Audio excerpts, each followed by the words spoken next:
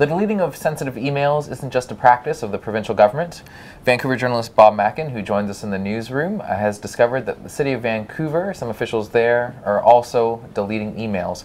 Bob, what can you tell us about Gregor Robertson's Chief of Staff, Mike Magee? Well, this goes back to some FOI requests I made back in 2014 after there was a conflict of interest petition filed in BC Supreme Court by the Cedar Party that alleged some wrongdoing in the city lease of a building to Hootsuite.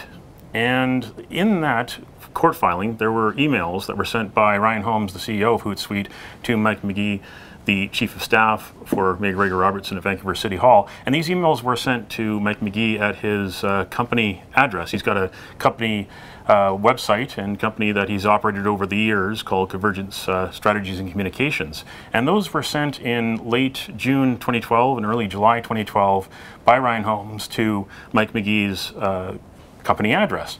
And I noticed this in the court file in early 2014, and that was almost a year after Information and Privacy Commissioner Elizabeth Denham had reminded people in government that you can't use private email to get around and get undetected from the Freedom of Information Act. So I made that request, and City came back to me and said, no records. We have looked and we can't find any records. And I asked them to look at both Mr. Magee's City Hall email address as well as his own company email address, and they said no records.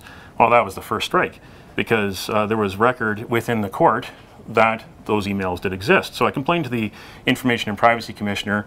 They can only do limited things. They don't have a strong act to set out penalties, and they rarely do major investigations like the one they did on the provincial government recently that was released in October.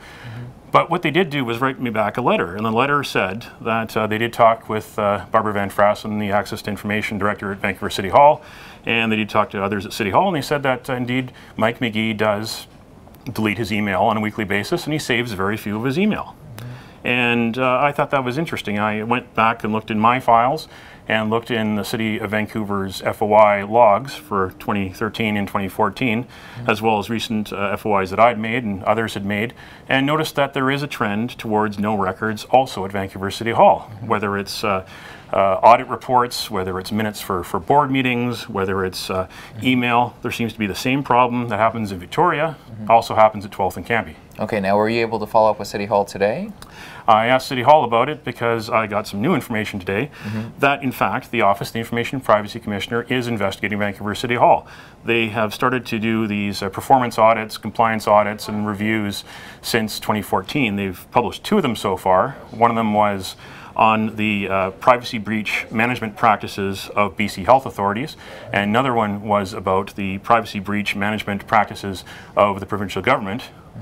This could be the 3rd one, and this is going to focus on City of Vancouver's FOI office. And from what I understand, this was only announced to City of Vancouver last week. City of Vancouver isn't talking much about it at all. I asked to do an interview. They sent me a statement, not a very detailed statement, just essentially that they are cooperating, providing documentation, and that they are sending reporters like me who have questions back to the OIPC. Say, go talk to them about it. Don't talk to us, essentially, in a nutshell. And I understand what happened is that they've made Barbara Van Frassen the liaison between City Hall and the OIPC on this investigation, that there will be interviews coming up at the end of November with staff in the City of Vancouver, and that this investigation will carry on into 2016. If it's as thorough as the other 2 audits were of the BC health authorities and of central government, then there could be some interesting information coming out of Vancouver City Hall. And this will then test whether, in fact, City of Vancouver is doing as bad as the provincial government. Okay, Bob, one last question for you. For the average Joe who's working 9 to 5, busy enough with their own life, why should they care that sensitive emails are being deleted by City Hall staffers?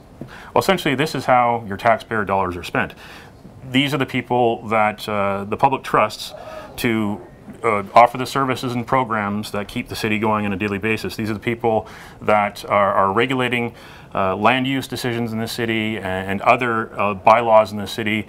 And there are a multitude of reasons, including legal reasons, why they should be documenting their decisions, documenting how decisions are made and how they evolve, how they should be keeping that,